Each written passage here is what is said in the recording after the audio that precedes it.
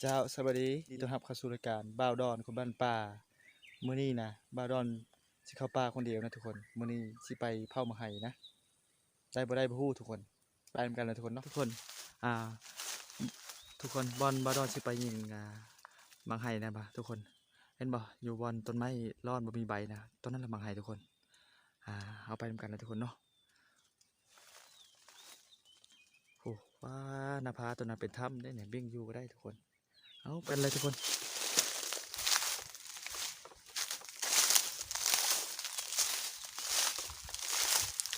มันนี้ไปผู้เดียวเลยมาเลยโอ้ยจะขึ้นมานะทุกคน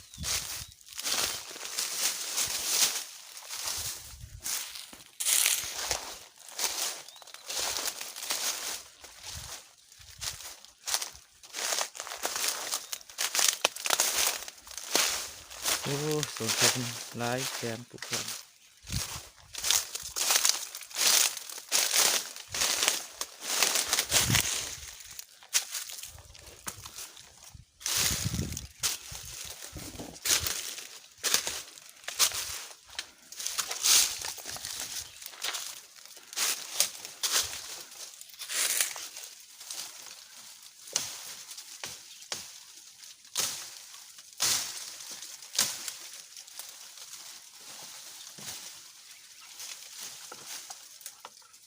พูดบานบอดอจะพูดอะไรติดผูกแล้วทุกคนสูงขนาดบอดอขึ้นมาทุกคนเลยเอาได้ไปได้เบิ่งกันทุกคนเลย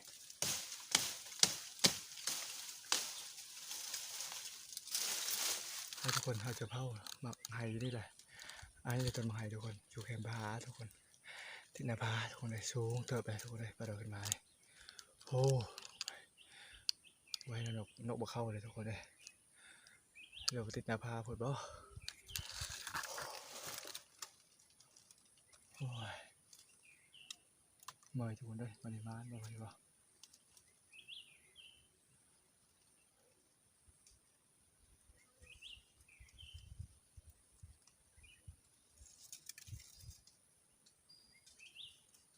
นกบ่เข้าเลยทุกคน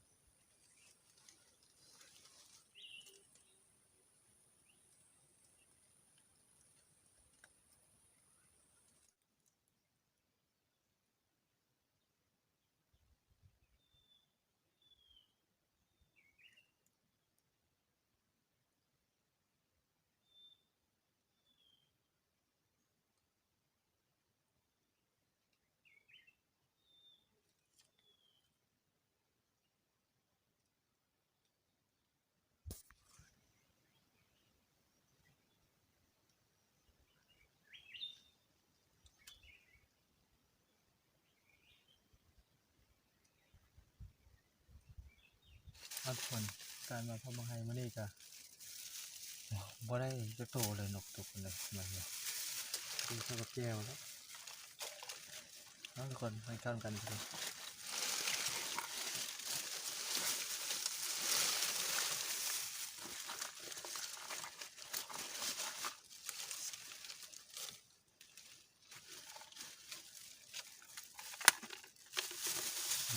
อาหารของมาดอนทุกคนเลย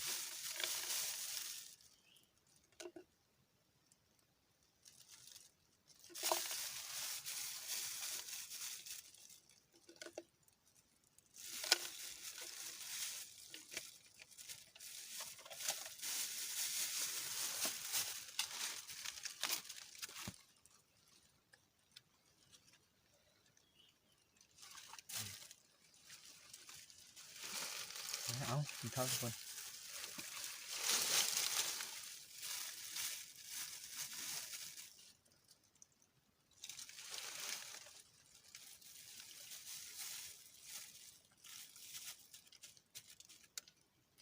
เขาเสียงมันจะได้ตอนเขาเสียงเขาชิเป็นนกบ่ได้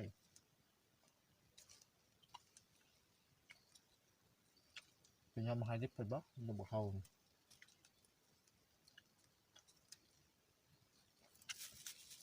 ดูย่านดูนาภาแบบใส่ต้นไม้ใหญ่กับนกบ่ได้เข้าเลยเขาเจ้าครับ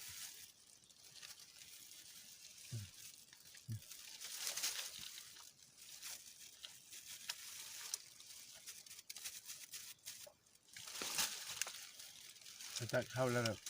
เราจะเข้ามาให้ก่อนนิดนึงตามเป็นบล็อกกันสิครับก่อนเลย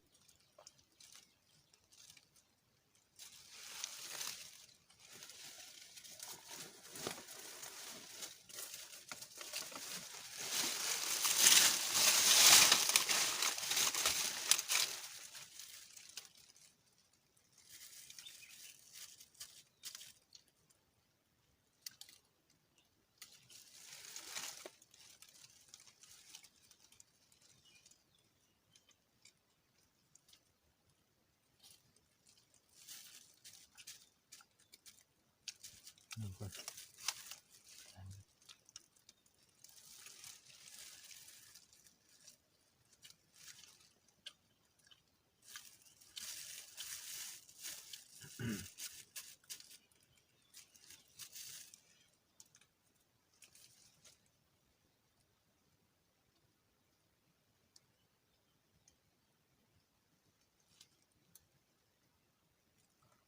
ซับเป็นยำเหมือนนกบัวเข้ากินมาให้เลยทุกคนเลย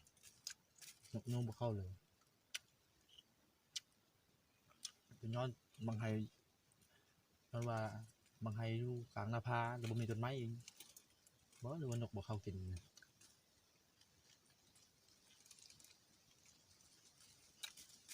มาให้กำทุกคนเลย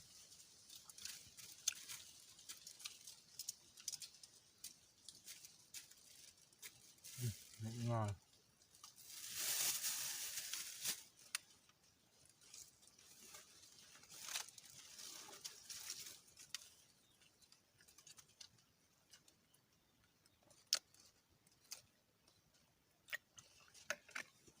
ชิมเลยทุกคนเห็นบ่มังไห่นี่นกเข้ามาเลยเซโตเลยบาวดอนเข้าแต่เศร้าอยู่กันนี่มันเข้ามาอยู่ในจังหวัดต้นเทพเลยมันเข้ามาจักเป็นย้อนยังนี่หรือว่าบ่มานบ่ไม่ได้บ่หรือเป็นอะไรเด้เราทุกคนเนาะ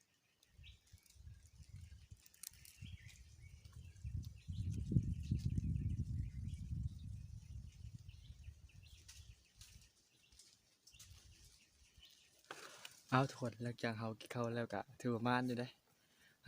บาวดอนหากันได้ตัวหนึงทุกคนนกเป้าทุกคนยังช่อโตมันตกไอ้พุ่นเลยตัวหนึงอยู่หาเป็นได้แต่ตัวเดียวทุกคนเลยเอา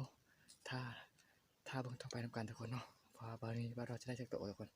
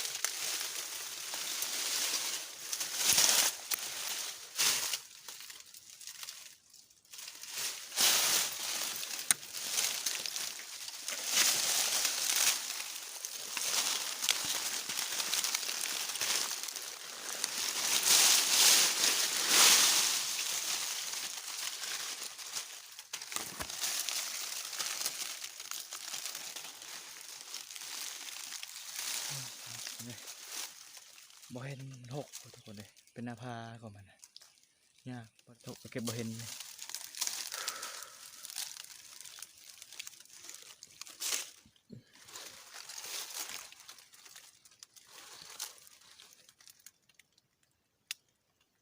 มื้อนี้ก็บ่ดอนกับมานอยู่ได้อทุกคนได้อพอได้อาหารแลงทุกคนมื้อนี้นะอ่าแล้วก็